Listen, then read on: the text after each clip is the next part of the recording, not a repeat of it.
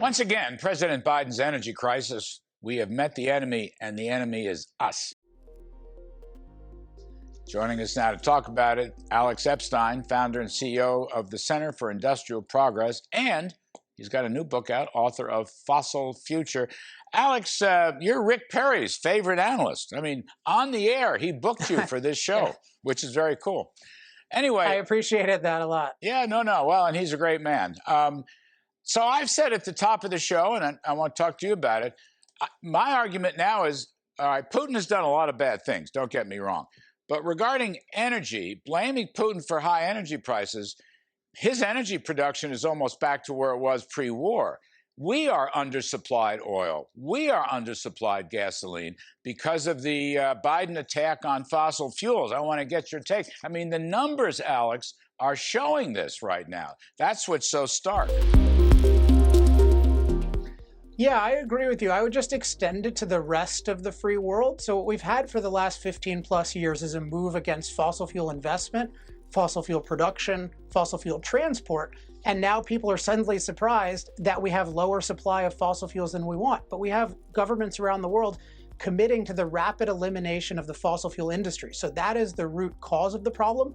And the solution is nobody's going to like this, but we need to get out of the Paris Agreement. We need to reject all these net zero commitments, and we need a long-term commitment to fossil fuel production. Is the absence, Alex, the absence of that long-term commitment to fossil fuel production, is that what's holding back the energy companies? I mean, the rig count has not gone 100%. Up as much. I mean, you know, they're worried now about their balance sheets and their capital and their shareholder return. Is that a function of Biden's war on fossils? I would say Biden and, yeah, much of the rest of the world. I mean, you can include the UN as part of this, the whole global anti-fossil fuel movement. Also include the whole ESG movement. I mean, these companies want to make money. Oil prices are high. They would love to make investments. They'd love to drill as quickly as possible. But this is an administration that ran on, I guarantee you, we're going to end fossil fuel. And they haven't retracted that at all. They're just upset for the moment because they have bad polls. But they need to retract and reject their whole agenda. Then you'll see the spigots flowing. You know, we're still roughly 1 million barrels short of where we were in oil production pre-pandemic, okay? 1 million barrels short. We're also short on gasoline production. Now, if the Energy Information Administration, the EIA, inside the Energy Department, they were predicting at one point that we would get to 15 million barrels per day, I think by 2023 or 2024. Suppose we had gotten, you know, we were back to 13 right now, on our way to 14. What would that do to oil prices? What would that do to gasoline prices? Putting aside Vladimir Putin, what would that do right there? It's hard to say exactly, and I don't like people who claim to say exactly, but we know about the supply of oil is it has a very big impact on the price when it goes up and when it goes down. And so everything you can do to liberate oil production makes a very, very big difference. In your research, by the way, how do you treat nuclear? I think nuclear has amazing potential. What we've seen, we had the experience of the 1970s where nuclear was a very low cost and reliable source of electricity.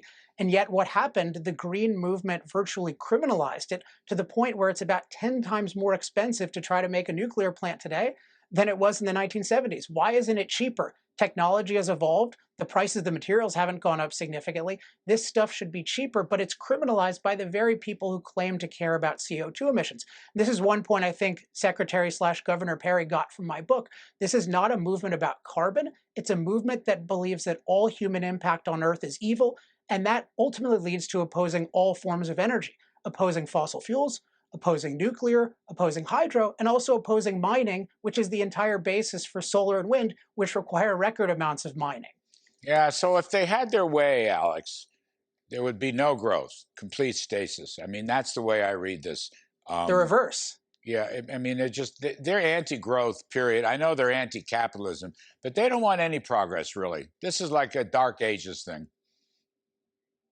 And it should be called the regressive movement. I really resent this being called progressive. It's because the human beings progress by impacting the earth, making it a more abundant and safe place. And yet they're telling us that the fuels that make the world so good should be retracted before we have viable replacements. I'm all for alternatives, but they need to be proven cost effective. You can't eliminate things that are working, because that harms billions of people and it certainly harms the security of this country.